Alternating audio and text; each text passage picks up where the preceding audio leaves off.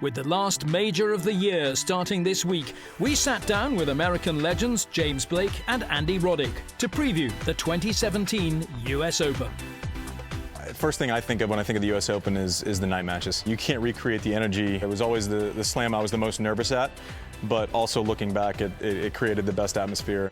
For me, every time I stepped on center court, I thought of when I was a kid in those stands. I loved watching. I grew up an hour from there, and so it was so fun. I actually snuck in a few times, and I thought it was so incredible just to be a part of that atmosphere.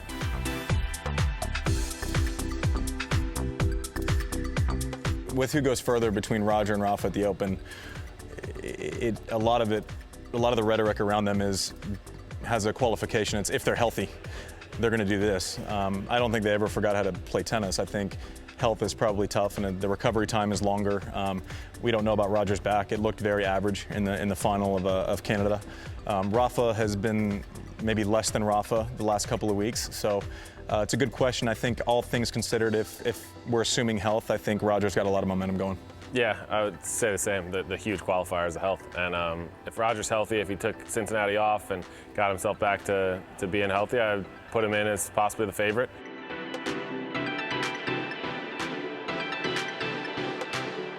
I was going to go with Kyrgios just because I see that ability, I see that talent, and if he can get hot for 2 weeks at the US Open, although I understand the pressure gets, just builds more and more, and it'll be whether or not mentally he can handle that kind of pressure as it goes 2 weeks into it. But he does have that talent, so you've seen that he can beat everyone in the world, so I think he has a chance. I mean, I think the guy that's next in line, maybe to win a major and possibly be number one in the world is Alex Zverev. And I actually retweeted a tweet that I sent out 2 years ago when I said this guy's the most exciting guy that I've watched in a long time as far as a young player. I think Kyrgios is probably the most talented young player on earth.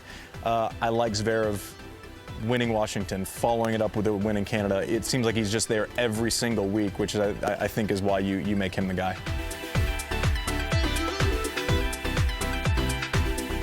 I would go with Tiafoe. I like his game. I think he's got tons of talent. I've been really impressed with the improvement of Jared Donaldson as well, though. I love the way they're progressing.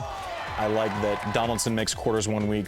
Tiafoe goes, wait a minute, I'm as good as this guy. I want to make the round of 16 next week. Tommy Paul goes, wait a minute, at the beginning of the year, I'm 450 and these guys are playing on the main tour. I want to go. I thought he looked amazing in Atlanta and Washington. I was really impressed. And, the greatest thing is we have depth. We're not talking about Opelka, who's 7 feet and can hit 50 aces in a match if he needs to and get through. So I think the encouraging thing is that we're sitting here trading a bunch of names and that there are options. And we still left some out. We still have Taylor Fritz. We still have Michael Moe. We still have Noah Rubin. We still have Kozlov. Yeah, we have a lot of names that we could get through to with this whole group is a lot of fun. We got strength in numbers.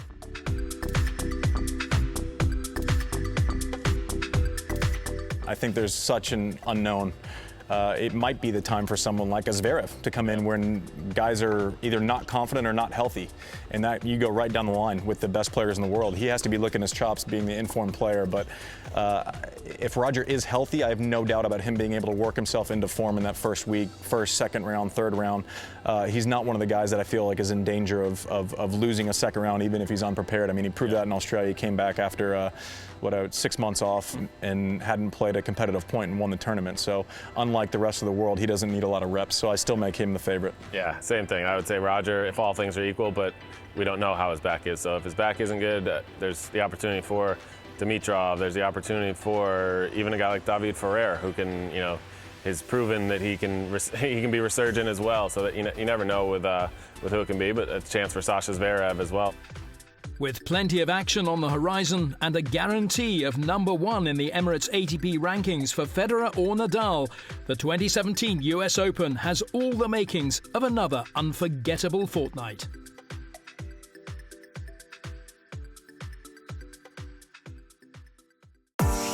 Next week on ATP World Tour Uncovered, we're behind the scenes as the US Open gets underway. And it's where to make your name. We spotlight the ATP Challenger Tour. Don't forget to log on to atpworldtour.com and chat with us on the ATP's official social network, MyATP, now on Vixlet, and on Facebook, Twitter and Instagram. See you next week.